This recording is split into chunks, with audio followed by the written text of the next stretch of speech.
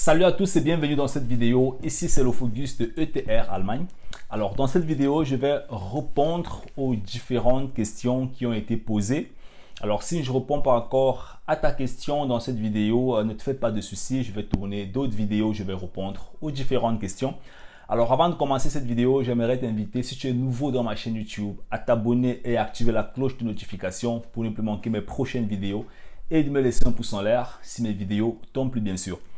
Alors, quelles sont les différentes questions? Comme ça, j'ai pris 7 questions dont les différents abonnés ont posé. En fait, j'ai résumé les questions parce qu'il y a des questions que j'ai déjà répondu dans d'autres vidéos. Donc, voilà.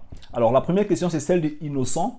Alors, Innocent demande, est-ce qu'il y a un âge limite pour venir en Allemagne?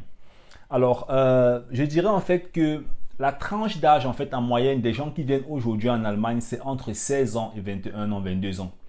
Alors, pourquoi? Parce que voilà, c'est l'âge en fait, la plupart des personnes ont le baccalauréat. Après le baccalauréat, ils font des cours de langue en fait en Afrique pour venir en Allemagne. Alors, mais ça ne veut pas dire que c'est toujours entre 16 ans et 21 ans. Alors, il y a des gens qui arrivent aussi en Allemagne aujourd'hui peut-être à 25 ans, à 26 ans. Et ça dépend en fait du parcours professionnel que tu as eu dans ton pays et de comment est-ce que tu viens en Allemagne. Si tu as 33 ans, et que tu veux venir en Allemagne étudier, c'est clair qu'il faudra que tu démontres en fait ce que tu feras, ce que tu faisais depuis dans ton pays et que l'université puisse accepter, que le gouvernement accepte ça pour pouvoir te donner un visa. Donc, ça dépend en fait. Alors, maintenant, la deuxième question, c'est celle de Bibiche. Bibiche demande, faire les cours de langue en Allemagne sans faire les cours de langue dans son pays d'origine. Alors, c'est possible de trouver une inscription dans un centre de cours de langue en Allemagne. Donc, tu as le baccalauréat en Afrique. Tu trouves une inscription dans un cours de langue en Allemagne et tu viens commencer le cours de langue une fois ici, c'est possible. Il y a des gens aussi qui décident en fait directement d'avoir le ZIDAF en Afrique et de faire les cours de langue en Afrique avant de venir ici continuer. Mais peu importe que tu fasses des cours de langue en Afrique ou que tu fasses des cours de langue ici, tu dois traverser la période des cours de langue en fait qui est demandée par le gouvernement. Et à partir de ça, maintenant, tu vas obtenir ce qu'on appelle ici le baccalauréat. Voilà, c'est le DSA en fait. Et après avoir obtenu ce DSA, maintenant, tu peux demander une inscription dans une université pour commencer à fréquenter. Alors, la troisième question, c'est 5 ans après le bac, est-ce que c'est un problème? Voilà, c'est un abonné, il a fait 5 ans. Donc, il a eu le bac il y a 5 ans. Est-ce qu'il y a un problème? Alors, ça fait aujourd'hui aussi exactement près de 6 ans que j'ai une amie qui est venue en Allemagne, alors qu'on a fait les papiers pour venir en Allemagne il y a aujourd'hui 12 ans. Mais elle est venue 6 ans après moi.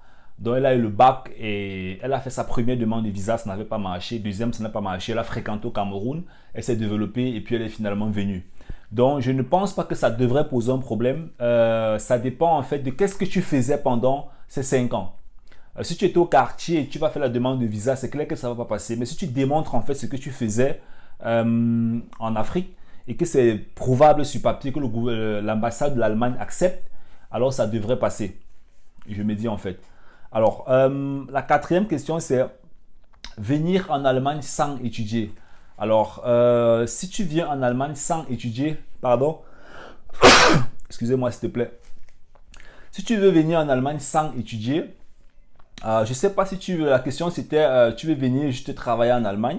Ça c'est un visa spécifique. Si tu as eu le bac et tu n'as jamais rien fait en Afrique, tu veux venir en Allemagne, ça c'est aussi un type de visa spécifique.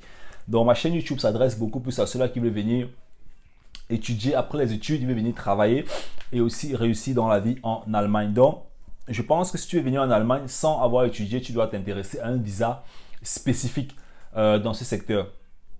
Alors, il y a Fanta qui a posé la question en ce qui concerne le lien de parenté prouvé sur la prise en charge. Alors, le lien de parenté, ça veut dire quoi? En général, quand quelqu'un fait la demande de visa, visa, oui, et puis trouver quelqu'un qui va signer sa prise en charge, celui-là doit écrire, bien sûr, sur le papier de prise en charge que, bon, ok, c'est mon frère, c'est ma soeur. Tu vois un peu, donc, le gouvernement veut savoir, l'ambassade veut savoir exactement quel est le lien de parenté. Et c'est une ligne qui est sur le document de prise en charge. Quel est votre lien de parenté?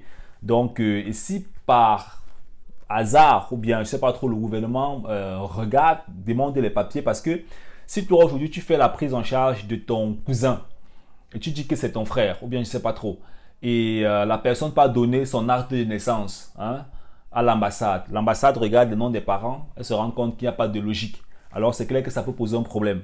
Donc le lien de parenté doit être fondé, et même sur les papiers, ça doit être démontré en fait que c'est un lien de parenté qui est assez soutenu.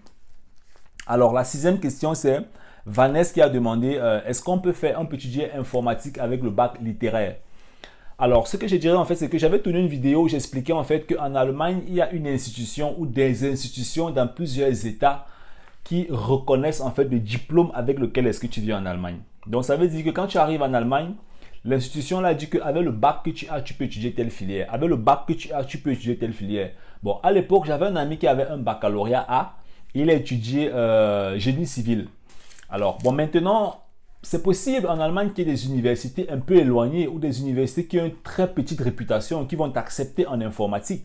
Peut-être tu devras faire des stages avant de commencer à étudier informatique. Peut-être tu devras compléter en fait ton niveau avant de commencer à étudier. Je ne veux pas dire que c'est impossible.